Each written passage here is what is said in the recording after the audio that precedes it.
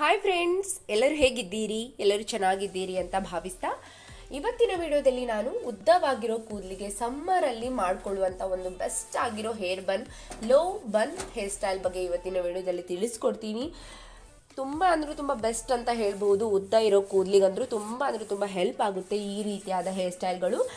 ನಾನು ಈ ಸಮ್ಮರ್ ಸೀಸನಲ್ಲಿ ಮಾಡಿಕೊಳ್ಳುವಂಥ ಹೇರ್ ಸ್ಟೈಲ್ಗಳನ್ನು ನಾನು ವಾರಕ್ಕೆ ಒಂದಾದರೂ ಹಾಕ್ತಾ ಇರ್ತೀನಿ. ಇದೇ ರೀತಿಯಾದ ವಿಡಿಯೋಗಳು ಇನ್ನು ಮುಂದೆ ಬರ್ತಾ ಇರುತ್ತೆ. ವಾರಕ್ಕೆ ಒಂದು ವಿಡಿಯೋ ಆದರೂ ನಾನು ಬನ್ ಹೇರ್ ಸ್ಟೈಲ್ ಅಂದರೆ ಸಮ್ಮರಲ್ಲಿ ಮಾಡಿಕೊಳ್ಳುವಂತಹ ಉದ್ದವಾಗಿರೋ ಕೂದಲಿಗೆ ಮಾಡಿಕೊಳ್ಳುವಂತಹ ಹೇರ್ ಸ್ಟೈಲ್ಗಳನ್ನು ತಿಳಿಸ್ತಾ ಹೋಗ್ತೀನಿ. ನೀವು ನನ್ನ ಚಾನಲ್ನ ನೋಡ್ತಾ ಇರಿ, ಸಪೋರ್ಟ್ ಮಾಡ್ತಾ ಇರಿ ಅಂತ ಹೇಳ್ತೀನಿ.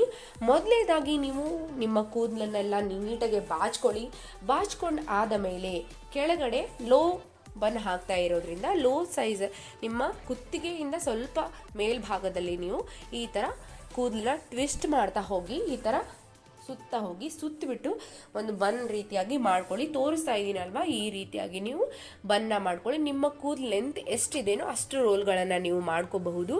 ಈಸಿಯಾಗಿ ಈ ಹೇರ್ ಸ್ಟೈಲ್ನ ನೀವು ಮಾಡ್ಕೋಬಹುದು. ತುಂಬ ಕಷ್ಟಪಡೋದು ಬೇಡ, ಏನು ಬೇಡ. ನಿಮ್ಮ ಕೂದಲು ಎಷ್ಟೇ ಉದ್ದವಾಗಿರಲಿ ತುಂಬ ನೀಟಾಗಿ ಕೂತ್ಕೊಳ್ಳುತ್ತೆ ಅಂತ ಹೇಳಬಹುದು. ಯಾವುದೇ ರೀತಿಯಾಗಿ ಬಿಚ್ಚೋದಿಲ್ಲ. ಈ ರೀತಿಯಾದ ಹೇರ್ ಸ್ಟೈಲ್ನ ನೀವು ಈ ಸಮ್ಮರ್ ಸೀಸನಲ್ಲಿ ಟ್ರೈ ಮಾಡಿ. ಉದ್ದ ಇರೋರ್ಗಂದ್ರೂ ತುಂಬ ರಿಲ್ಯಾಕ್ಸ್ ಆಗಿರೋ ಫೀಲ್ ಆಗುತ್ತೆ ಅಂತ ಹೇಳ್ಬಹುದು. ನೋಡಿ, ಈ ರೀತಿಯಾಗಿ ಎಲ್ಲ ಕೂದಲನ್ನು ನೀವು ರೊಟೇಟ್ ಮಾಡ್ಕೊಂಡು ಆದಮೇಲೆ ಒಂದು ಸಣ್ಣ ಸೈಜಲ್ಲಿರುವ ಕ್ಲಚ್ಚರನ್ನು ನೀವು ಹಾಕೊಂಬಿಡಿ. ಯಾವುದೇ ರೀತಿಯಾಗಿ ಬಿಚ್ಚೋದಿಲ್ಲ. ಇಲ್ಲಾಂದರೆ ನೀವು ಚಾಪ್ ಸ್ಟಿಕ್ನು ಕೂಡ ಯೂಸ್ ಮಾಡಬಹುದು.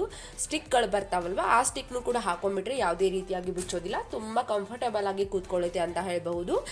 ಇವತ್ತಿನ ವಿಡಿಯೋ ಇಷ್ಟ ಅನಿಸಿದರೆ ಪ್ಲೀಸ್ ಲೈಕ್ ಮಾಡೋದನ್ನು ಮಿಸ್ ಮಾಡೋಕ್ಕೆ ಹೋಗಬೇಡಿ.